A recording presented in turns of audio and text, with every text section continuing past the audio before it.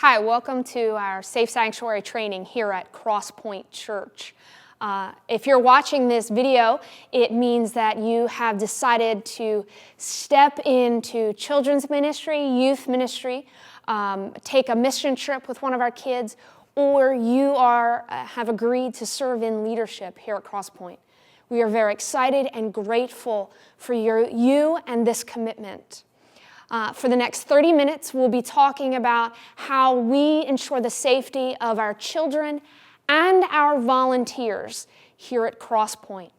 To tell you a little bit about how important this is in our society and our culture and why we are taking these steps. For the next 2 minutes, you're going to be watching a video produced annual conference of the United Methodist Church with some very alarming statistics about what's happening with children and abuse in our culture. While some of these statistics are particular to Kentucky, they play out the same way nationwide. So here's our Safe Sanctuary video.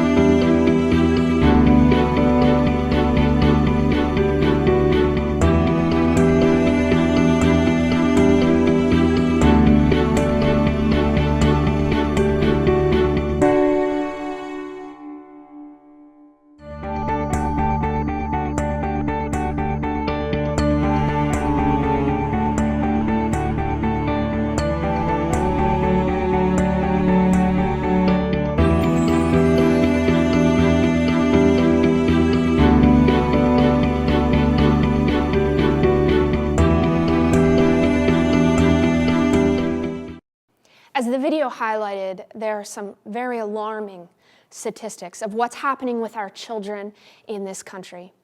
8,219 children each day are abused. That's 342.8 per hour, 5.7 per minute. Every 10 seconds, a child is abused in our country. By age 18, those of our children experiencing sexual abuse are 1 in 3 girls. The video said 1 in 5. Those statistics vary, but somewhere between 1 in 5 of our girls experience sexual abuse and 1 in 7 of our young boys experience abuse in a sexual nature. And yes, child abuse really happens in our churches. It's very sad, but 50% of all abuse happens by volunteers. We know that with this safe sanctuary policy, with this training, with the steps that we institute in our ministry area, we can't ensure 100% safety, but we can do our very best to protect our children and our volunteers who serve in those areas. This is our way to protect our children. Here's how we define children, youth, and vulnerable adults. That's who we are protecting with this policy. Children are defined as birth through 5th grade. At CrossPoint, in 6th grade, children become youth. And that's through 12th grade with a high school diploma and 18. If children are 18 and still in their senior year of high school, we consider them a youth or a student. They are not an adult until they graduate from high school, officially drop out, and have turned 18. And there are two groups of vulnerable adults: those who are mentally and physically disabled, and those adults who volunteer in children and youth ministry. Our idea is to protect all of our small group leaders, all of our Sunday school teachers, and all other of our volunteers, hospitality teams, etc., with this policy. And so the policy consists of three main parts, as you see on the screen before you. The first is the two-person rule. This means that we need at least 2 adults in all of our classrooms who are not related. That means a husband and wife cannot serve as small group leaders with children and be considered the two-person rule. It needs to be 2 people not related and of different households. Every open door policy, all of our windows and our classrooms, and now even most of our closets, unless they are locked at all of our campuses, have a window so that there must be an open door you can see in. The goal is that there is no place within the church other than the restrooms where you can take a child without a window and being seen at that point. And no child in all of our facilities, all of our buildings, should be left alone at any time. We call this the No Child Alone policy. No child be left alone except without a chaperone. So 3 policies: the two-person rule, the open door policy, and no child left alone. Now, you notice sometimes at some of our campuses, there will be a kids' quest, say a gathering of children with their shepherd, their guide, or sometimes in the childcare during a worship service, and there may only be 1 volunteer in that room at that time. That's because we have roamers. Every hospitality team is instructed to check on the childcare at least once during the worship service and not at the same time, so that it can't be clocked and timed, so that, again, it's unexpected check-ins on that 1 volunteer with all of those children. We call that the roamer policy. So as we talk about our safe sanctuaries, policies, and procedures, we like to talk about no child left alone with just 1 adult unless there is a specifically assigned roamer. This could be a Kids Quest leader or a hospitality team member, or sometimes even the pastors when they aren't preaching. But we always have a designated roamer. And also, there is a no authority person younger than 18 years of age. We encourage our students in youth ministry to serve, to give of themselves in ministry as well. And some of them are very good with our children. And yet, because of our safe sanctuaries policy, they too may not be left alone. They are still considered a youth, and there needs to be at least 1 adult in that room with an assigned roamer. We do encourage, again, youth to take leadership. They may be a full guide in our Kids Quest, but there needs to be a safe sanctuary trained adult in that room at all times as well. All of our children, we have a sign-in and sign-out policy. This is to ensure that, again, the safety that a parent or a guardian signs that child in, and then that same parent or guardian signs them out after the ministry, the program, whatever's going on. So who steps into children and youth ministry, and what are the policies for them? Well, we have several. In all of our ministry areas, we encourage non-members to give of themselves in service, to become volunteers. And while we do that, children and youth ministry, we have the bar set a bit higher. You need to be attending with us for 6 months. This is so we can get to know you and you can get to know us. Again, ensuring another level of safety for our children. So we have a 6-month rule. You must be attending CrossPoint at one of our campuses for 6 months to step in children and youth ministry. This is the only area where we have this policy in place. For all of our volunteers in ministry and all new employees hired by the church, we require an application. You can find that in your packets. And we check references. We also require background checks for those who work with our children, youth, and vulnerable adults.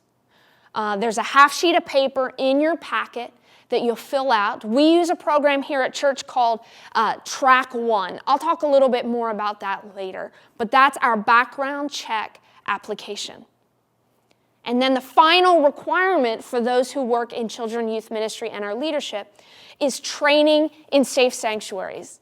That's this video that you're watching right now.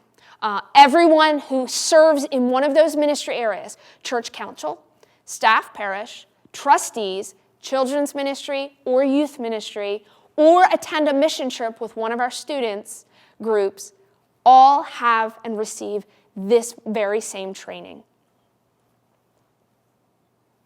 When we go away, we attempt to ensure a few other policies. Adults do not sleep in the same rooms when traveling with children. If they do, they may not share beds with children, and there needs to be another adult in that room as well. Again, the 2-person rule. Roamers do not count for lock-ins and mission trips and mystery and retreats and high school retreats. 2 adults must be in a car or vehicle when transporting children or youth, unless we travel in a caravan and can see each other at all times. That ensures the roamer rule. We all stop at the same time. You can see through the windows at the same time.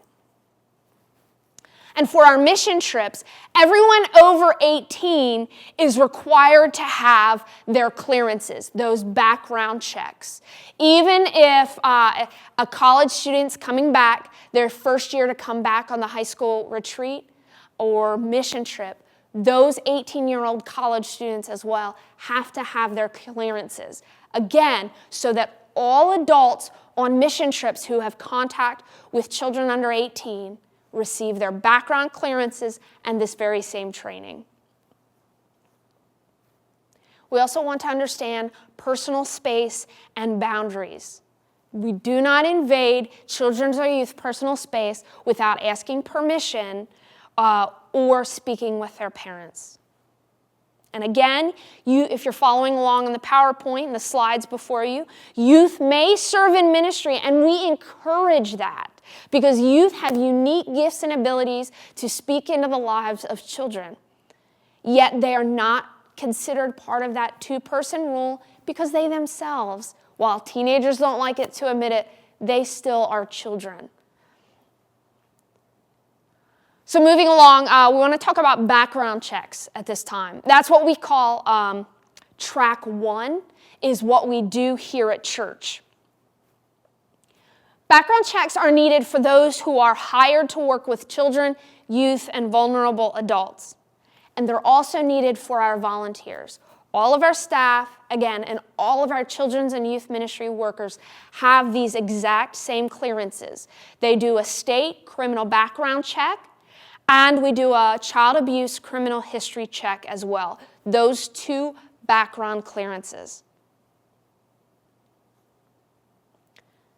Simply by requiring the background check is a deterrent to predators. Predators of children seek out vulnerable areas. Churches who do not require background checks, it's easier to slide into ministry. And simply by knowing up front that if you want to have contact with children, you have to have a background check. We're going to find out your criminal history. It deters predators. And so Track 1. CrossPoint has contracted with this company to run all of our background checks. The cost is $10. If you're unable to afford this, the church offsets this cost because we believe this is so important. These background checks, however, may only be used at CrossPoint Church. We have sole rights over them, but they cannot be used and taken if you're a softball coach or you work with the Boy Scouts. Or it's not valid for any other institution, simply for CrossPoint Church.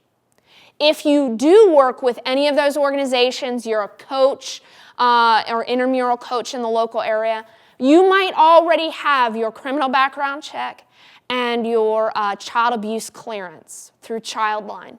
If you do, we accept copies of those if they are within 3 years of being run. And again, if you don't have those, fill out the Track 1 form in your packet, return that to the church office or your ministry leader, however you got connected to this video. We keep those in a safe and secure file.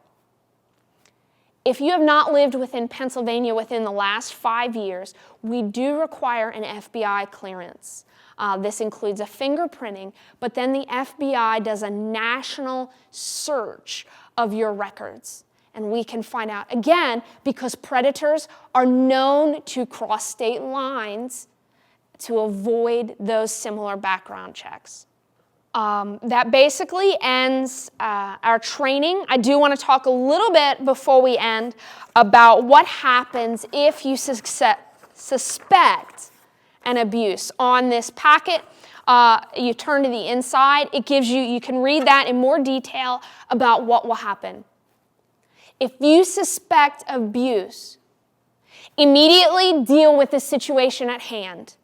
Use your best judgment, protect the child and whatever you see going on, and immediately, as soon as possible, without putting the child or yourself in jeopardy, then you contact your ministry leader, whoever that is. Maybe it's whoever invited you to serve in this ministry.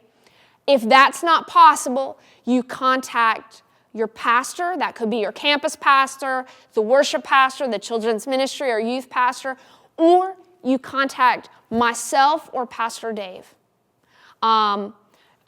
Every ministry team leader has my cell phone number. In cases of suspected abuse, you tell your ministry team leader, and I'm the first one they call.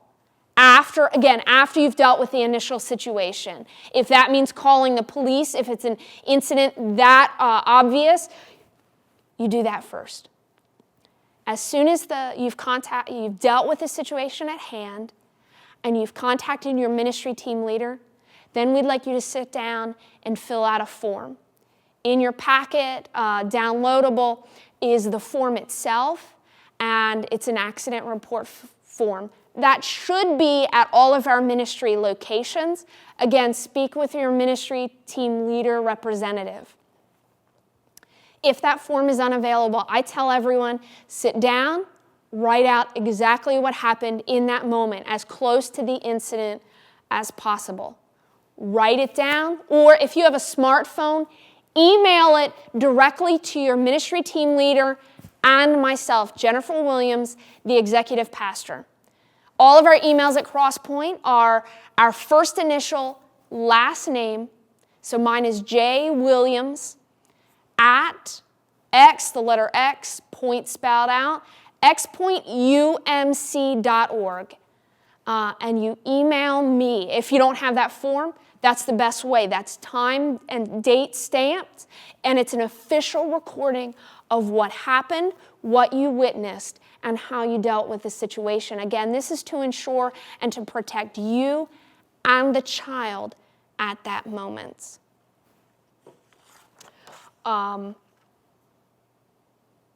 Again, the form, the instruction sheet that you have and the guidelines tells you more information in there. I encourage every leader to read that before stepping into ministry. As we talked about, so that you're aware, we do run your background checks, as we mentioned, with Track 1. Those are run, the only two authorized to run those through our computer system are our office manager, Barb Bell, and our LifePoint pastor, Helen Patrick, who's in charge of children and adult ministry. but usually it's Barb Bell runs your clearances.